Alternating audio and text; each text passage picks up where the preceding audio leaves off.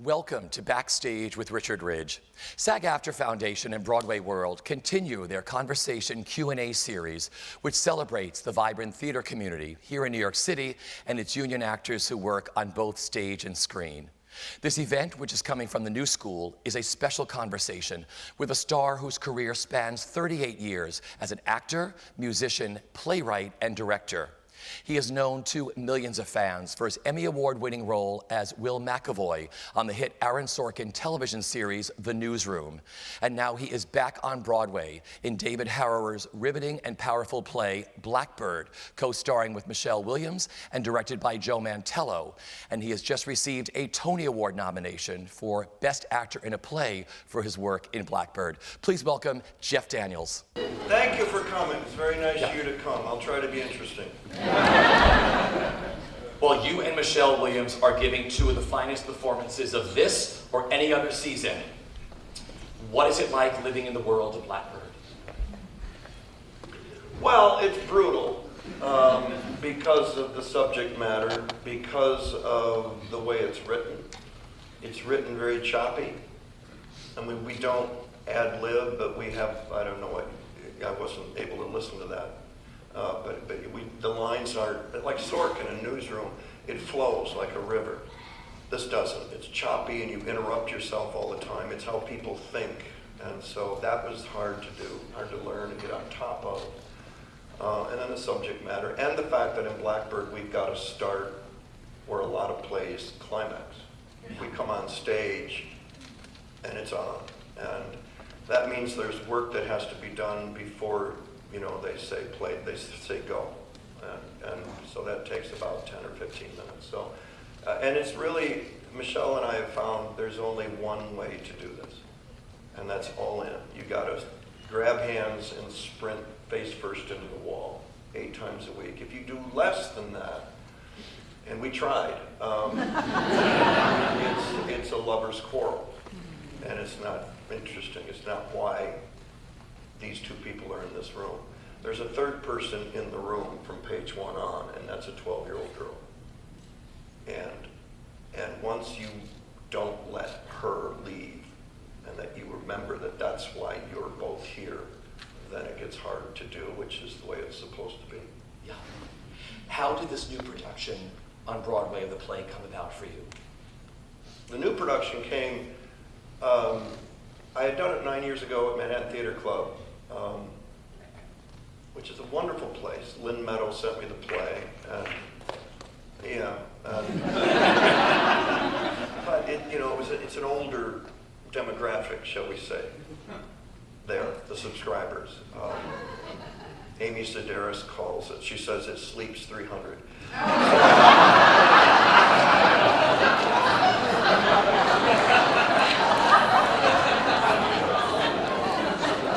I love Manhattan Theater Club. Nathan Lane said it's like screaming into the grave. So we do this play. We do the play with Allison Pill, and Joe Mantello directed that one. And you know, it's the New York Times. Ben Brantley, you know, was in a good mood that day, and he loved it. And you wouldn't know it. You just wouldn't know it. For 10 weeks, you wouldn't know it. You know, you'd hear the curtain would come down, and Alice and I are just spent, and then you'd hear, "Get the car." So I thought we had done it, and they were talking about moving it, and Allison and I sat there with Allison, I said, "Do you want to," and she goes, "I'm going to need therapy. I don't know if I can." And I said, well, and so it didn't happen. 9 years later, Scott Rudin, who has been a champion of mine since Carnage, since Newsroom, Jobs, called and said, "It's time to get you back on Broadway." And when you got one of the most prolific producers calling you, you know, and you go, "Yeah, what do you got? Comedy? What do you got?" You know, Blackbird. So I looked at it and I said, you know what? I didn't go far enough. I left something there. I don't know what it is. I'm interested in doing it again, and Broadway's a big deal. So that interested me. To star on Broadway is not a small deal. When you get the opportunity to do that, and you don't get them that often, cherish it. And so I took all that into account, talked with Joe again. He goes, let's go at it differently. And so we did, and that was the motivation to say yes and dive in. And then once we had Michelle, we were on. So what is it like sharing the stage 8 times a week with the brilliant Michelle Williams? She's not that good.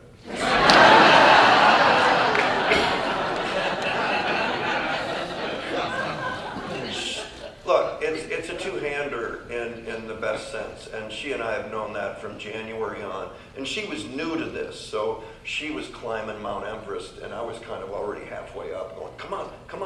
And once we got into previews and started, we had shows where it was 2 individual performances, and it doesn't work. It's got to be 2 people joined at the hip, acting, reacting, listening. I told her, and I learned this at Circle Rep, you have half your if you allow it, if you take the fucking mirror down, half your performance is in the other person, what he or she is saying. They're giving you the thing that's going to push you over here. And if you're really listening, we're human beings. She's not going to do it the same way every night. She can't. We're not robots. So listen for those differences and use them, especially if it's 8 times a week in a play. You got to make it happen for the first time. So anything you can hear or see or feel that's new or different, grab it. And then throw it back to her in a different way. We do stuff different every night. And Joe Mantello, the director, allows us. It was, I want you spontaneous. I want you to move it around. Stay in your lane. Sit when you're supposed to sit, and don't start restaging things. We don't do that. But I'll come at her hard one night. I'll come at her soft one night. She forces her to listen. She'll change it up. Forces me to listen. Because in Blackbird, and what we found is that, and it's nice to get the Tony nominations because that means people are paying attention to what we're doing. I've been doing this a long time. I know what I'm doing, and a lot of you do, It's just, there comes a point where it's like, you don't walk on stage going, I hope you like me. Are you gonna, I can't wait to be judged by you. Especially here in New York, kind of judgmental here. But I've taken this attitude, I've been doing this for 40 fucking years. So, and it's revisiting the play. But it's revisiting the play in a play that you know inside and out. So I got Michelle thinking this way. We come on going, keep up. Pay attention. We don't really give a fuck whether you like us or not. We don't care. We're not going to give it to you and then come back. We're here. You just happen to be watching. You're watching 2 people in a room with a table and a door, and they can't leave. With an insurmountable problem, can't leave. And you're in the room. You happen to be leaning on a window watching us. That's how we treat you. I mean, we're directed, and there are things that come out and all of that, but we never leave here, ever. And there are people that do that on Broadway, but not many. And that's kind of the thing with Michelle that makes it so great. She's been nominated for an Oscar 3 times. That's not accidental. So you've got film people on stage in Blackbird. So we're not going to lock it down. We're not going to give you the mule on the trail performance that I can do the speech and think about what I'm going to eat at Joe Allen's. And you can get there after 100 shows. You could be doing this and over here somewhere. It's just So you gotta, boom, and if you keep it different, and Michelle keeps it different, and film is different on take 1, is different on take 2, different on 3, different on 4, different on 5, so that when you send that to the editing room and you have the speech, quick on 1, sort of mad on 3, sad on 5, you've covered your ass in the editing room. Because you don't get to be in the editing room. So that's your way of making sure that you got something there that they're going to use. Because they don't know. And this is getting back to Michelle, where you keep it different. You don't lock it. You keep it alive. And because anyone on a film or a TV set is guessing. They're guessing. There's no rehearsal.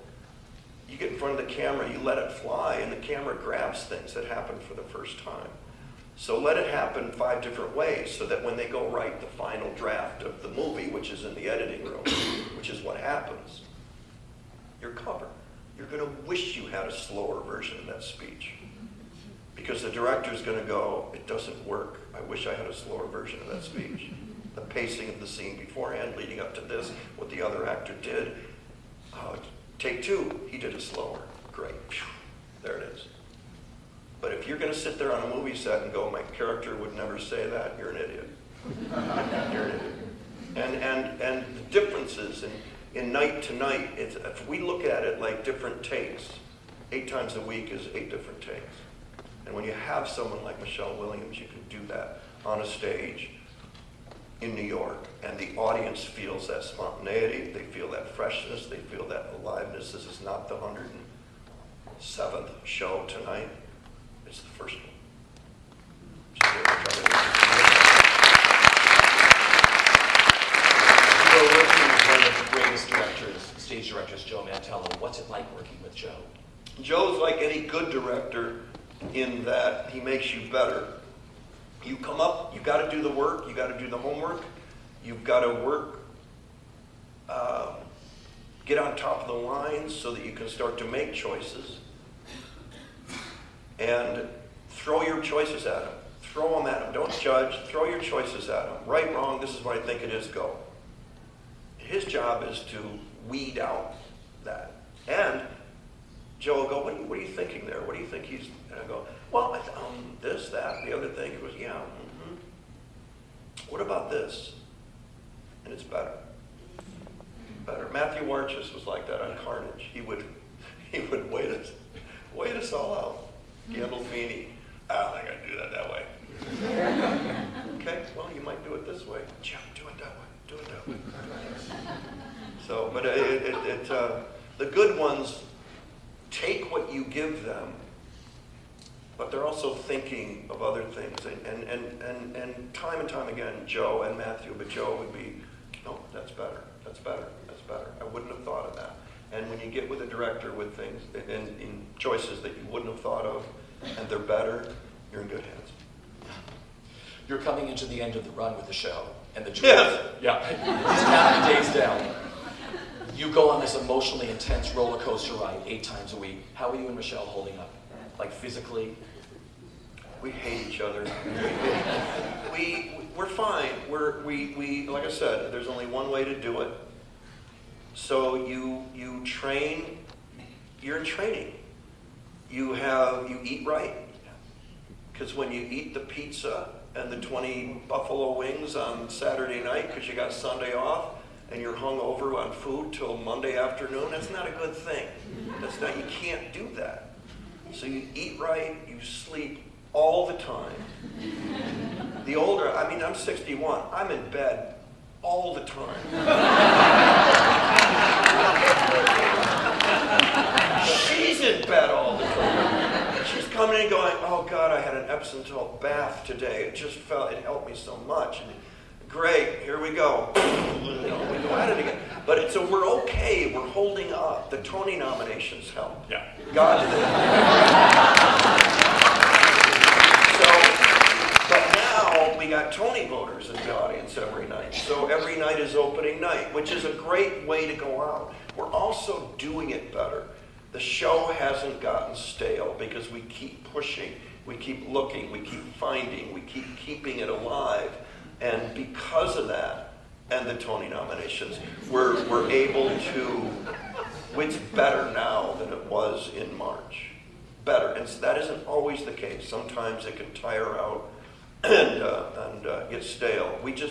That's not an option for us. It's not acceptable. So whatever work you had to do in March to get ready, keep doing it. And she does, and I do, and the show is better because of it. And then, look, it's 4 weeks or so, and then we'll be done. We got the rest of our lives not to do this play. I want to go back to the beginning. Early in one's life, if we're lucky, we have someone that sees something special in us. Talk about your music teacher. Is it Diane Leroy? Yeah, Diane Elroy. She was a 6th grade music teacher and in a small town in Michigan, and was bored on a Friday afternoon, threw out the lesson plan and said, we're going to do skits. Improvs, but we didn't know what improv meant, or improv meant, we did skits. So 30 kids, and eventually she got me up there and said, Jeff, you're a politician who's giving a speech and your pants are falling down. So as a 6th grader, I got up, did this thing, kept a straight face, I remember, talking about the sewage problem or something, whatever a 6th grader would think the town politician would, and would tug at the pants, and then eventually I was holding the pants up and doing this. She was cracking up. And she went to my parents and said, pay attention to this one, there's something going on. And then in high school, same town, she was the musical director. She would direct musicals. And I was walking out of a basketball practice in the 10th grade, dead tired, walked past the auditorium and, Jeff! Oh, fuck. Get in here. And she was doing auditions for South Pacific, and she needed sailors. Needed guys who could carry a tune remotely. And dragged me in there, threw me up on stage, and had me do a dance, crazy dance, while Luther Billis sang whatever Luther Billis sings. And she cracked out, had me do it 3 times, put me in, and then later, I want you to do Fagin and Oliver. I want you to do Harold Hill and Music Man. I want you to do Tevye and Fiddler on the Roof.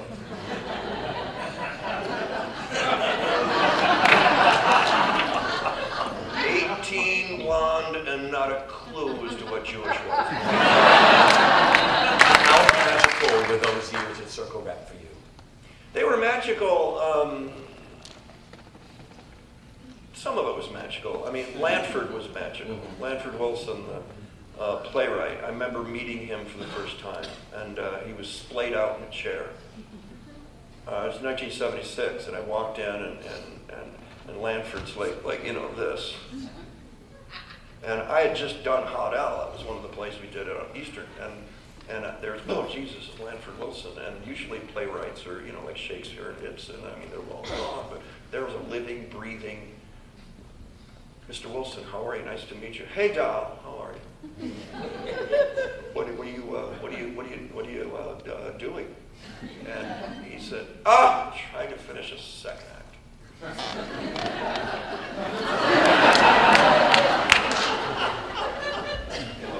So I just was, before I was immersed in the writing process. I loved the process of watching a Lanford Wilson find his way towards what ended up becoming 5th of July. In terms of endearment, co-starring with, yes, Shirley MacLaine and Deborah Winger. Tell me about the first time you met with director Jack Nicholson, because it was that first day on the set of, Deborah Winger took you over to meet him. What was that whole conversation like? Yeah, it was Jack, and I was the last one to meet him. And Deborah said, "You haven't met him? Get over here." I said, "Okay, I'm 28." And I go over to Jack. Couldn't have been nicer, and I'm nervous, and he's trying to get the kid to talk, and he says, "What have you done?" And I said, "Well, Broadway and a lot of off Broadway." Yep. And he goes, "Well, this ain't Broadway. This is the pro game."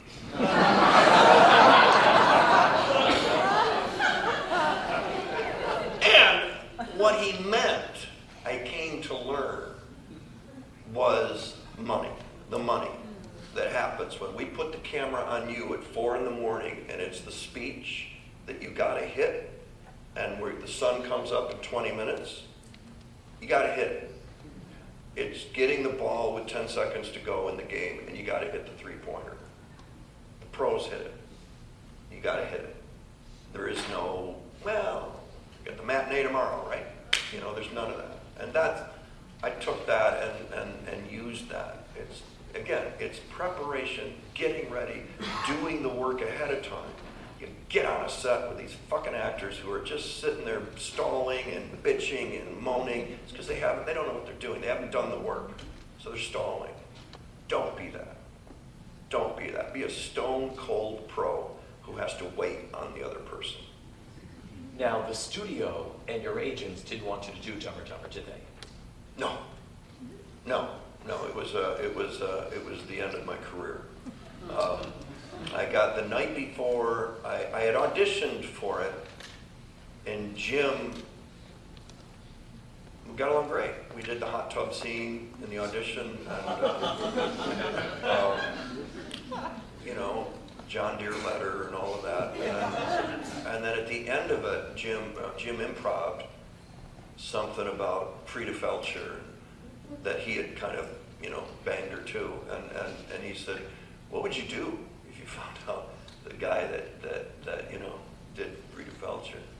I said, I'd beat the fucking shit out of him. Which wasn't very funny. But Jim goes, great, I love him. It wasn't what a comedian would do. It was what an actor would do, real. And I you know, I'm going, gee, I wish I could have something funny, but oh well. Left, got it, and then the night before I'm supposed to fly out and start wardrobing the whole thing, the phone rings, it's 11 at night, it's 2 agents from LA and the one in New York, and they're conference calling going, you cannot do this movie. We're gonna step in, we're stopping it. We've got you on a serious actor trail, heading for an Oscar someday. And you know, they were right. They were not wrong. This blows all that up. And they said, you know, Jeff, also, Jim Carrey, he's got Ace Ventura, he's just unmasked. He's a comedic tornado. With all due respect, he's gonna blow you off the screen. We just don't want to see that happen. I said, okay, well, the career sucks right now. I can do comedy. Not everybody can. I live in Michigan, so I want to create a range from Gettysburg to, oh, say, a Dumb and Dumber, because there are jobs in between there. I'm talking about longevity now, guys. Also, there's the toilet scene, the tongue on the pole, and the snowball in the head, none of which Jim are in. So I'm going to score. But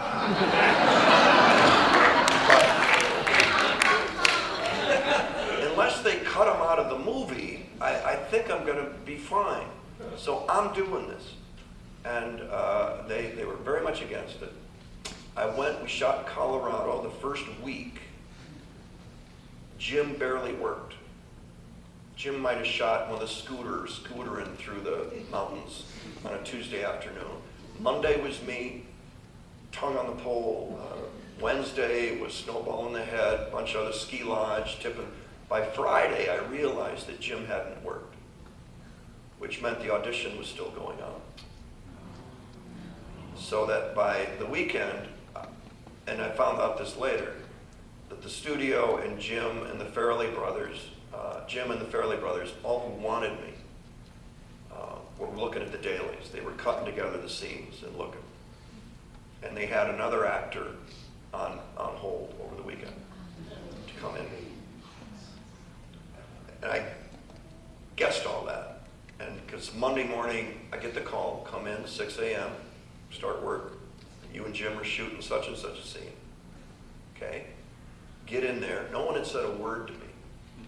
And I'm sitting in the makeup chair, and Jim comes by and he pats me on the shoulder and just says, keep doing what you're doing. They love you. And Jim wanted an actor next to him, not a comedian. A comedian would just wait and try to top him. And it would be that, the comedian war. He wanted an actor, he said, that made him listen, made him react, that was real, that could make Jim be more real than he had been in a long time.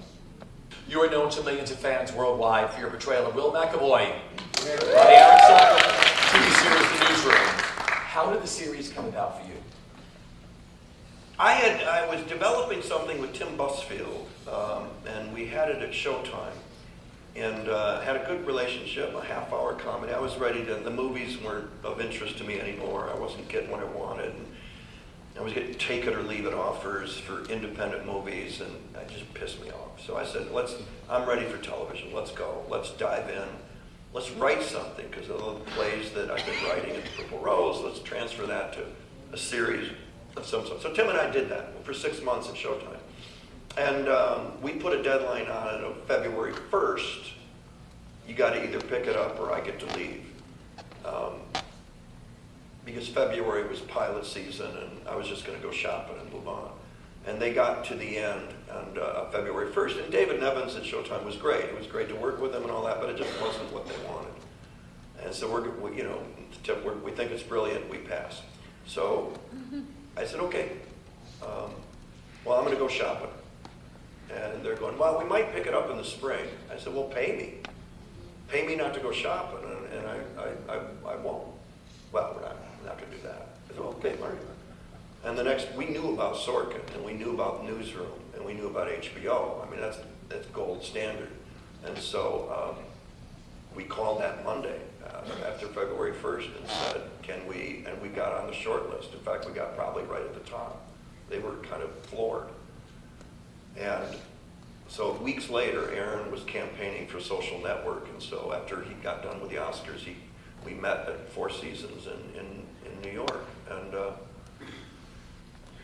here in New York, and I had it after the breakfast meeting. I had it,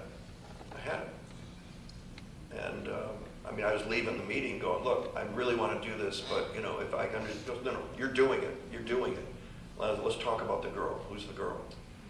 And we just had to convince Aaron. I think I had to convince him that I could get as angry as McAvoy got or gets.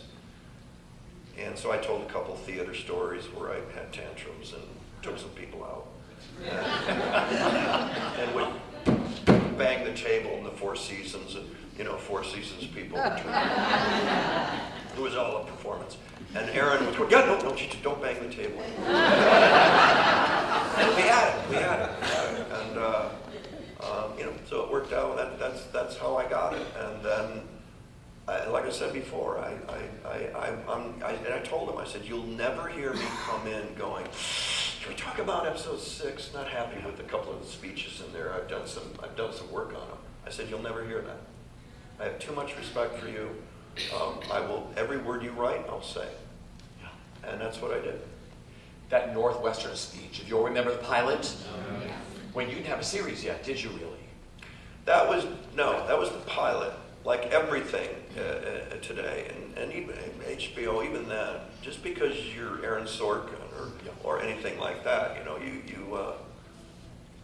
don't have a series. You got to shoot the pilot, and then HBO is going to decide, and they got all these factors, how it fits, what they do, and so you're shooting a pilot, and you don't have a series yet. It was an 18-day shoot, and the Northwestern speech wasn't in there. It wasn't in the script until about 2 weeks before it was shot. Because Scott Rudin was producing said, we got to see what happens in Northwestern. We can't just refer to it.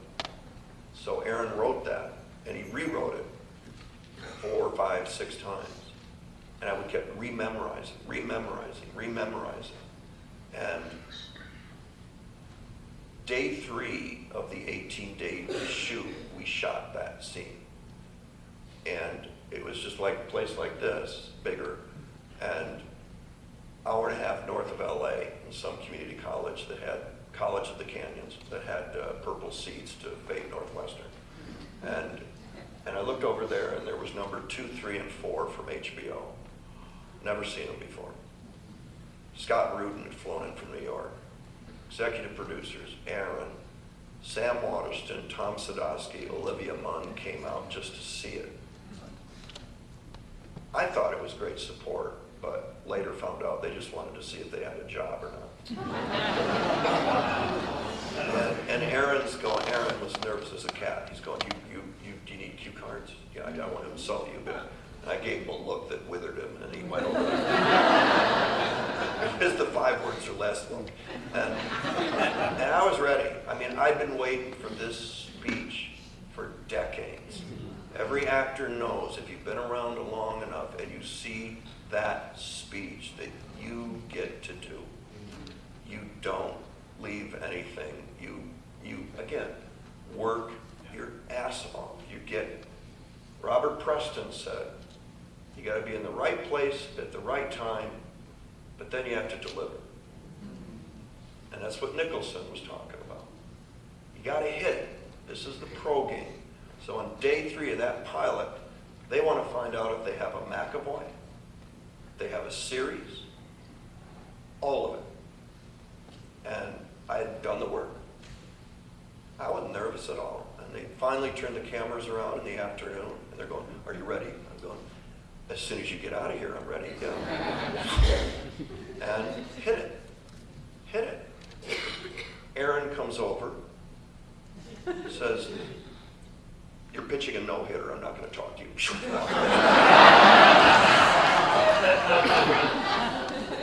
And Kim, the script supervisor, who had helped me with rememorizing the constant rewrites and drilled me, and I used her, and she came over, very quietly whispered into my ear after the first take. She goes, now you know you can do it. And walked away. And then we did a few more takes. I remember we altered the second half of it, more, not sadness, melancholy, something, just wish for, long for a country that could be that, versus, ram through angry to the end. And then, boom, we were done. They had it. And I think HBO decided they had a series that afternoon. My final question is, what is the best bit of advice that you've been given, both personally and professionally, that you live by? My dad told me, invest in yourself. Whatever that means to you, invest in yourself. Whether it's the money, and you can see it. I do music, and I'm able to play clubs, and I make money, But I also invest in myself creatively, and all the things that it could mean. He said, just invest in yourself. Some incredible advice. It's really great.